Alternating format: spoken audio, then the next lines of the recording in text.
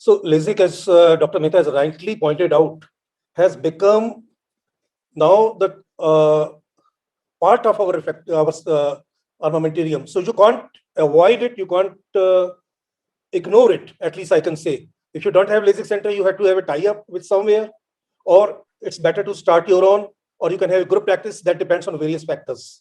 Are my slides visible? Yes, sir. Okay, thank you. So once you're going to start practice, the question comes, we have got a lot of options with us. We have got Microkeratome, Femtosecond, we have got Smile, we have got advanced surface ablation. So how to start our practice and how to grow it? Since LASIK surgery is a high investment area, the equipments are very costly, the maintenance is very costly, the CMC is very costly, the per procedure charges are also very expensive. So how to start it? Should we get everything at the beginning? I think it's not advisable if you are not born with a silver spoon. So since it's a hard-earned money, you have to invest wisely and you have to look for the return also. So we are going to start with the basic concept. What is LASIK? LASIK is creating the flap. It's a three-step procedure basically. So first you have to create a flap. The flap can be created by many ways. Then you do the excimer laser ablation and you reposition the flap. So this is a very basic, simple things, and you can easily learn it. The learning curve is very, very small, but you have to see the fine nuances of the thing. You have to be very, very aware of this thing. It's not the surgical process, it's more of the machines. But you have to know your machines well. You have to know the finer things very, very well. So let us start with the corneal refractive surgery. It can be mechanical. We have M2 keratome, or we have SPK, or we have other keratomes now. These are mechanical devices which can create flap. Then we have laser also, which can create the flap instead of mechanical devices. It's called the Femtosecond Laser. Then there are procedures like flapless procedure is Smile, and flapless and capless procedure that is called advanced surface ablation. So there are a lot of things our surgical armamentarium. I'll just cover the first two parts, and the second two parts will be covered by subsequent speakers. So basically, we have to understand what is a mechanical keratome is.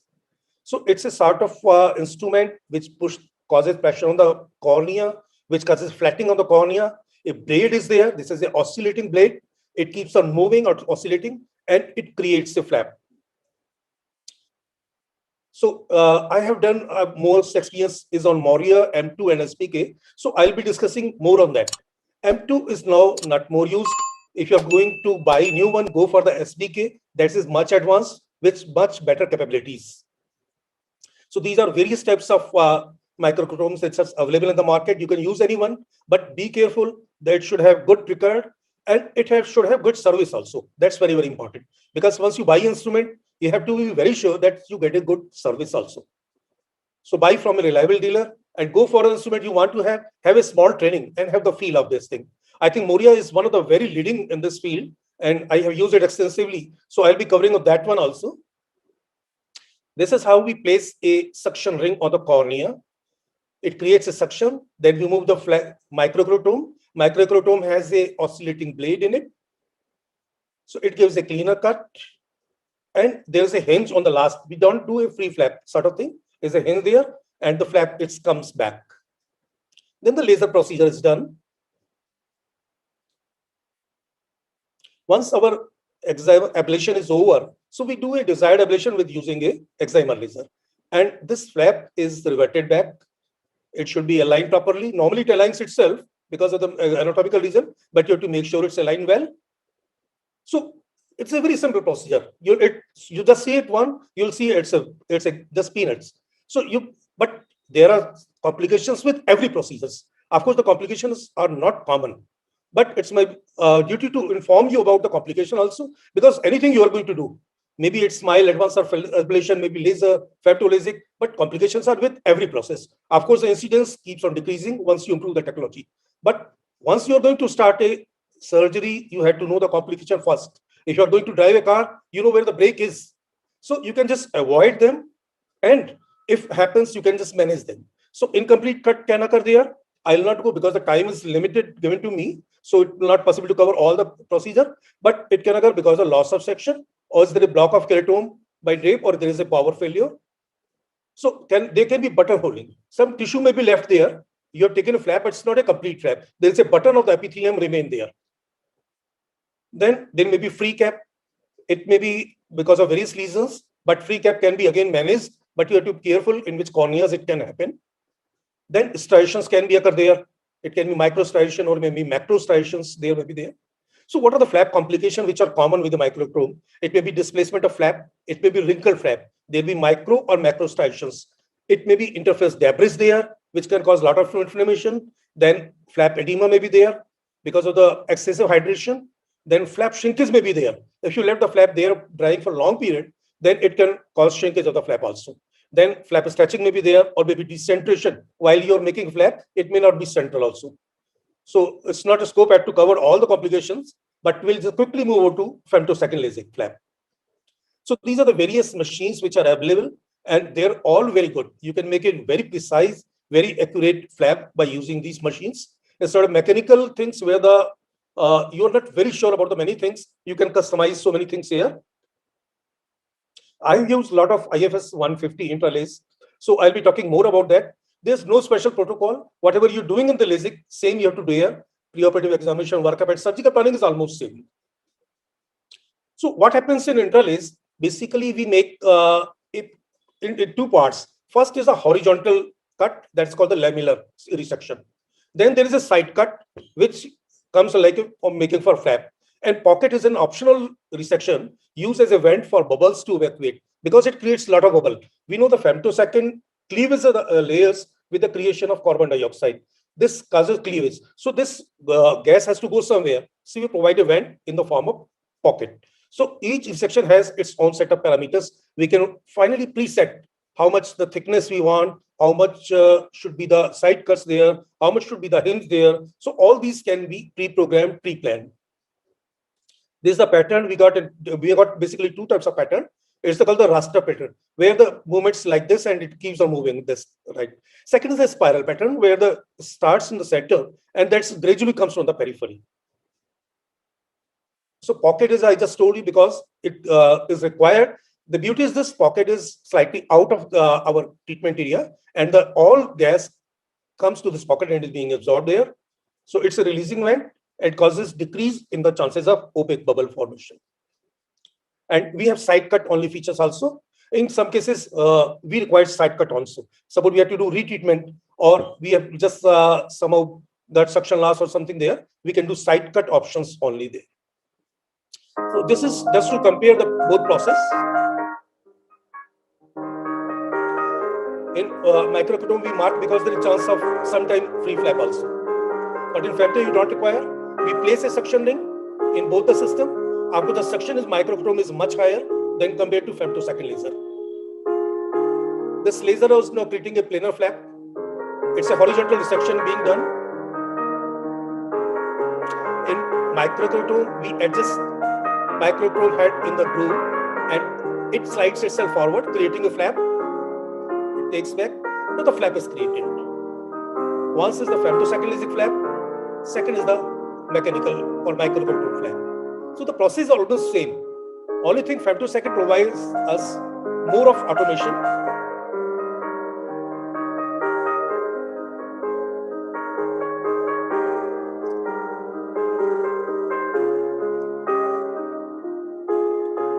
And naturally, after the laser treatment, we have to reposition the flap. The technique is almost same. Only thing difference between the two techniques is creation of flap by a laser, and second is creation of flap by a mechanical method.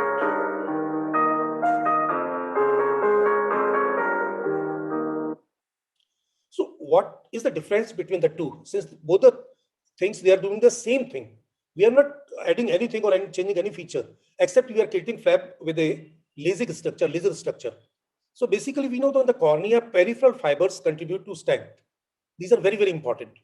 And minimize cutting on the deeper fibers can be occurred.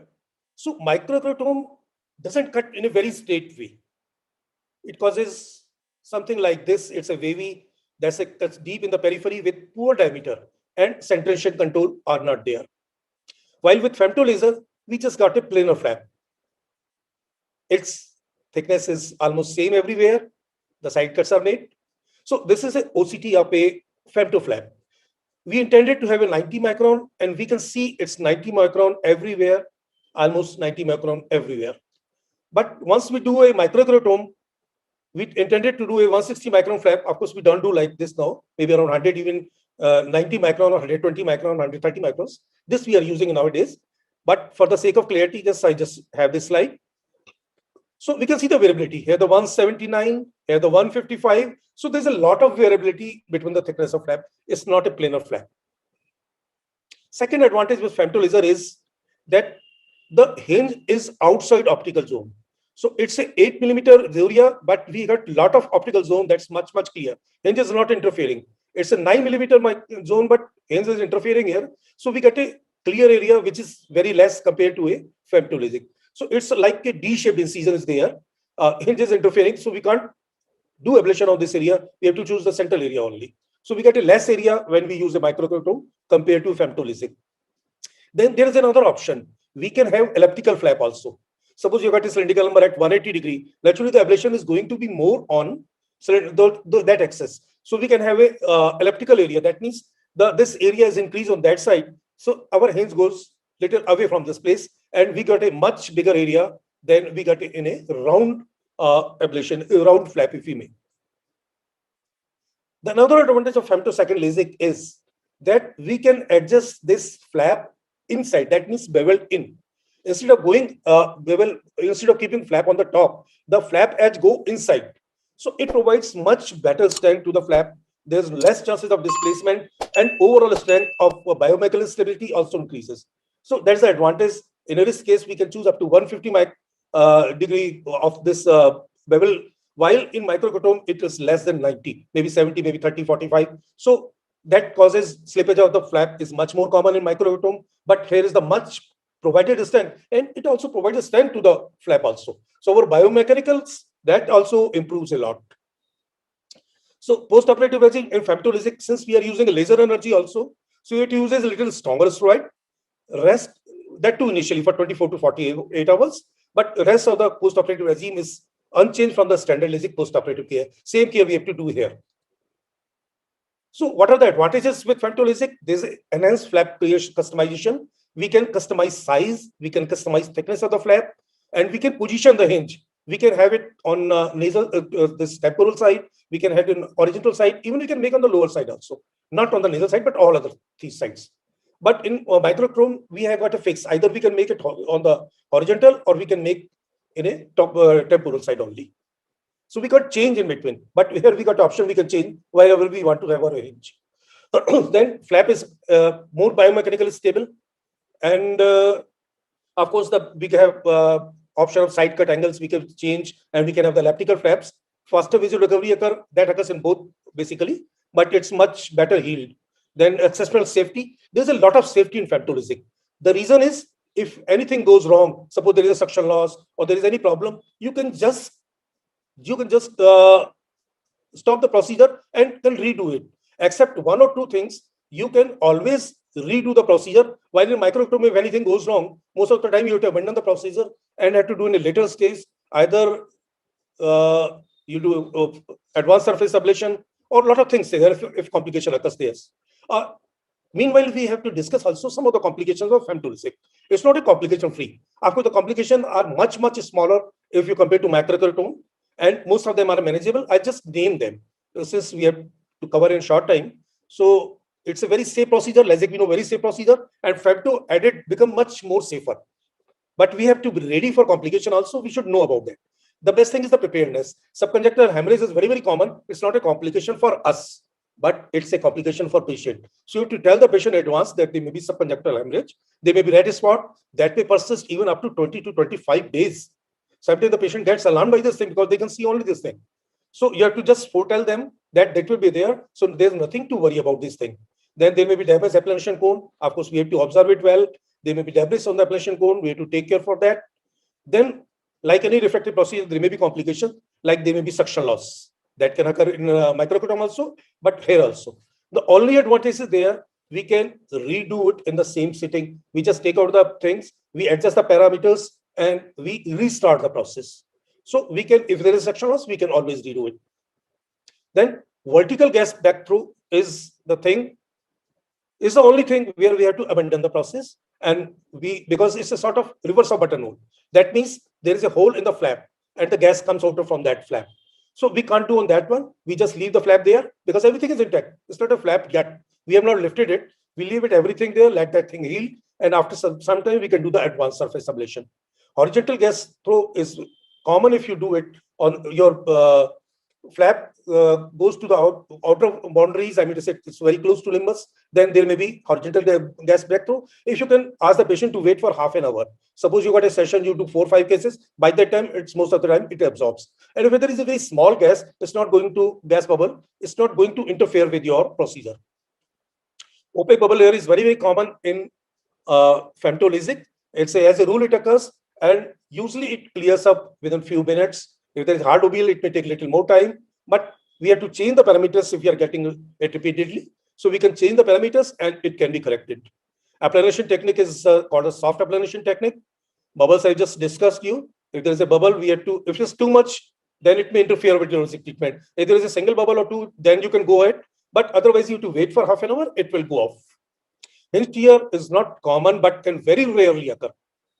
Then decenter flap can occur if your eyes is moved or the patient is not very cooperative. But the advantage is here, if the flap decentration is a little bit, it's not going to cause you any refractive surprises or any change. Unlike a smile, if there is a little decentration, then there will be change in the refraction also. But here, since the flap is not contributing to the refraction, so it's not going to matter much. If it's too decentered, then you can do it in another way. I mean, say you can redo it and make it central. Since everything is there intact, epithelium is there, flap is not lifted, so there's no change. You can always do it again. So that's the beauty of femtosecond laser, that it forgives your complication also, and you can manage them also. But that's not possible with the mechanical keratome. So just to sum up, this is a more precise flap. There may be chances of elliptic. There advantage of elliptical flap. Their choice of hinge position. Then inverted side cut. That means beveled end. You can make it there. So just comparing the two things. If we compare both the things, the learning curve in microkeratome is a little short. In femtosecond, it's a little longer, but not too much. You have to learn the few tricks and you can master the things. Then customization in microkeratome is limited, while it's fully customizable in femtosecond laser. A lot of variations there. It's a fixed thickness. You can use 90 micron, 130 microns. You get a fixed blades. So you can change it. You want to have 100, it's not possible. Then hinge position is fixed. Either you can have temporal or you can have superior, while in femtosecond you can have superior, temporal, or nasal, whatever you want. Or edge lie on the blade, that means bevel out. In femto, it's a bevel in. That's a more biomechanically stronger condition. Then the size of flap is a limited choice. You have to choose the various rings, and only those rings can be used. And you have a limited choice. But in this, you can customize the flap size. You want to have 9 millimeter, you can do it. You want to have 9.15 or 9.25, you can change it. Even if you want to 8 millimeter perspirability ablation, you can do it also. Then flap stability is much better, and biomechanics, of course, are much better. But what are the advantages of microkeratome?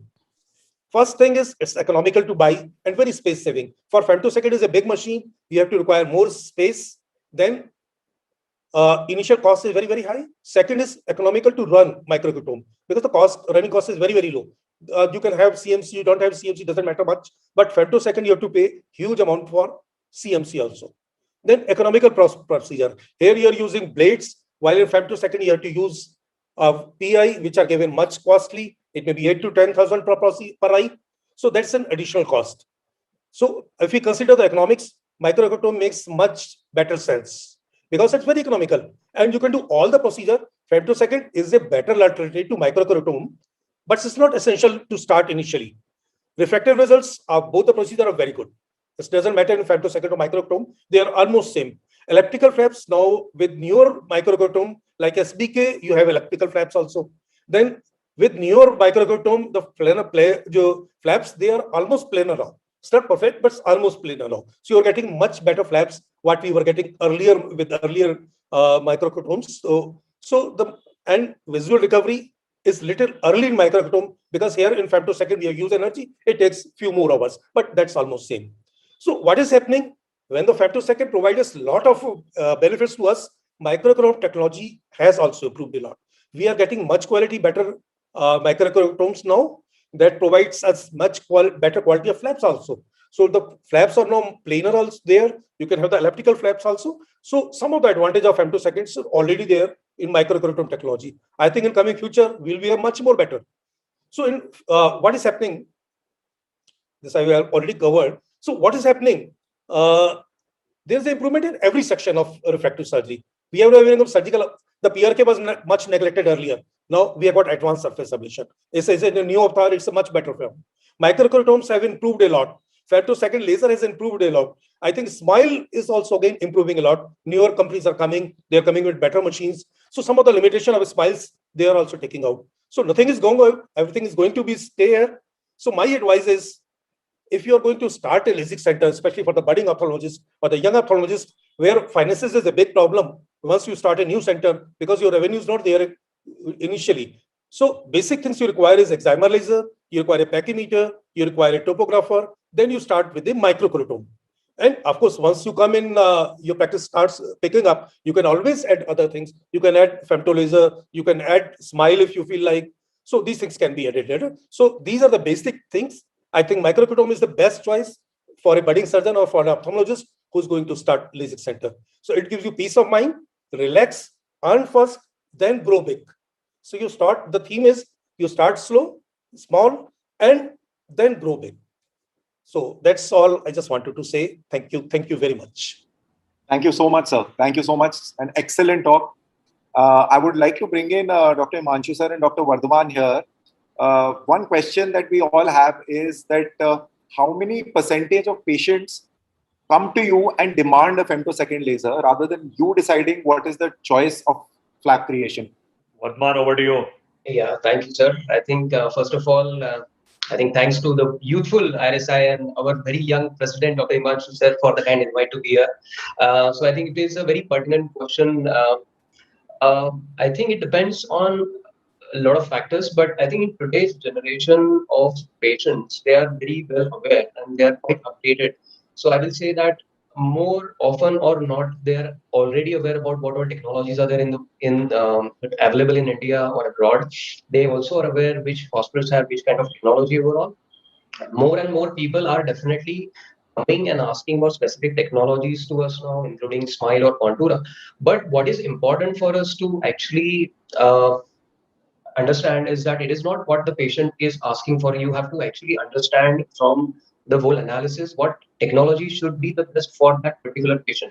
So maybe if the patient is coming and asking you for a Smile procedure, but if you feel that compared to Smile, maybe doing a surface ablation is better procedure for him, then this is something that you have to really work upon. But definitely, I think more and more patients are coming. If I have to put in percentage, I think in my setting, I will say that almost 70 to 75% patients are already aware about all techniques and already inclined towards one or the other techniques well before they have come to me. Yeah. Thanks, Vardhaman. The answer is very clear, Rohan. This is an internet-driven business, more or less. There are all those people who have read a lot and they want to do the cheapest possible thing. So there is somebody who is advertising that blade-free.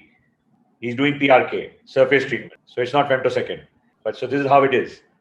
Instead of not starting, a keratome is definitely a good option to start with. It is how much confidence you have in your own self, what you can tell the patient on your own and make them aware that this is a good proposition for you. Nobody has ever lost eyes because of this. Now the newer microkeratomes, as Dr. Vinod Arora was saying, getting a buttonhole is almost an impossibility with the new Moria microkeratome. We have seen a buttonhole, we have seen a free flap, but free flap is a lot more manageable than a buttonhole. The planar flaps also are better, and if you will be surprised at times to see that the flaps are actually very nice with a blade in certain cases, then with a femto. So you have to be confident and tell the patient, and of course they save money. So yes, femto, no question, would be the best answer that you can have. Having said that, don't feel extremely inferior if you don't have one, because the idea in people's mind which has been given is blade means like the razor blade or the surgical surgeon's blade. It's not that. It's a very highly sophisticated microkeratome. It's a beautiful machine. The first time I saw in the US in 91, I was bowled over that. What a lovely piece of machinery somebody has made.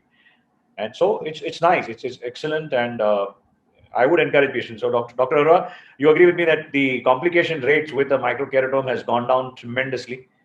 Yeah, newer microkeratomes are much, much better. So they have taken a lot of complications, and we have lot of confidence in these machines. So complication rate has drastically down. I think that's one thing. It's improving a lot and taking almost coming at par with femtosecond. Of course, there are some advantages of femtosecond definitely. But as we are talking about the young ophthalmologists who are going to start the practice, I think their first step should be go for femtosecond. Of course, they can adapt everything. If you got a lot of options, that's much better. But that requires a lot of money also. Once you earn it, your center starts earning, your volume pickups, you can add anything. But if you're going to start basic center where your volume is zero, and from zero you have to start, then I think microkeratom makes your first choice. Then you can go for femtosecond, then you can go for smile also, then other things can be added. And basically you can start with a simple topography machines.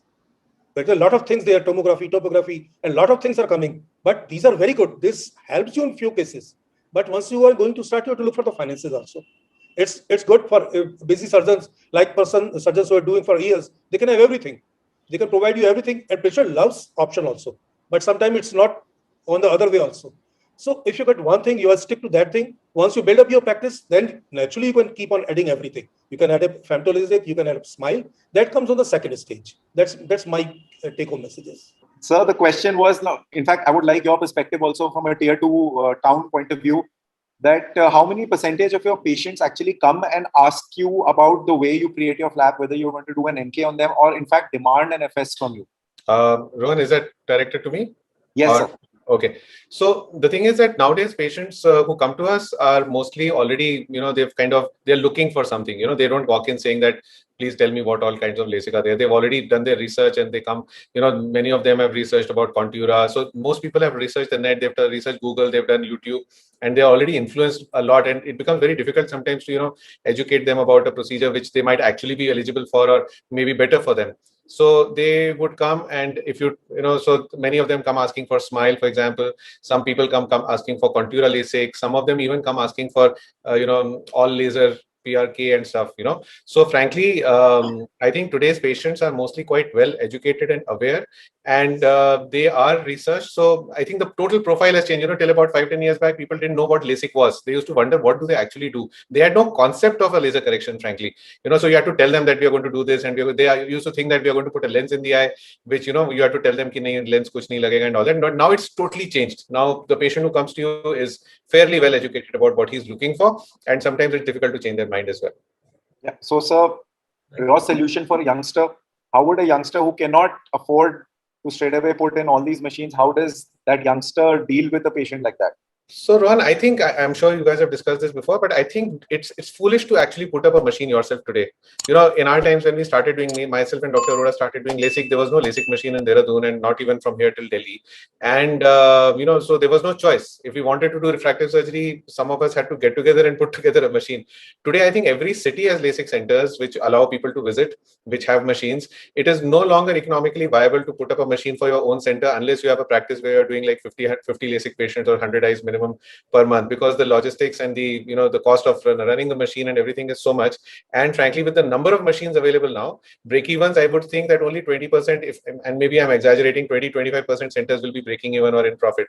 So it's probably more useful for any youngster to not invest a penny on a LASIK machine, just have the diagnostics and utilize one of the many centers which may be allowing them to go and operate and learn how to operate. And when you have a reasonable volume, maybe you're doing say 10, 15, 20 cases a month, then think in terms of putting up your own machine. There's nothing wrong in that. Once you're doing great, you can always put up a machine. But to begin with, it's more economically viable, less pressures, and very sensible, because otherwise you buy a machine and you don't have the numbers, you are loss making, there's so much stress, and I don't think it's a good thing. Yes, reminds me of the photograph that Dr. Arora had put right at the end of his talk of a baby sleeping calmly when you haven't invested. Absolutely. Yeah. In a big town, I think that's a very good thing. Like somebody in Bombay doesn't even have to think twice. Bombay or Pune, or for that matter, any of the big cities. You can just visit one of the centers, pay them their fee and use their machine. It's so much better. I think the problem is in smaller towns. Yes. Where you have got limited ophthalmologists, and people are not willing to share, or people are not cooperative that way. Sometimes that can cause problem. Otherwise, sharing is the best option. Nothing like that. Absolutely.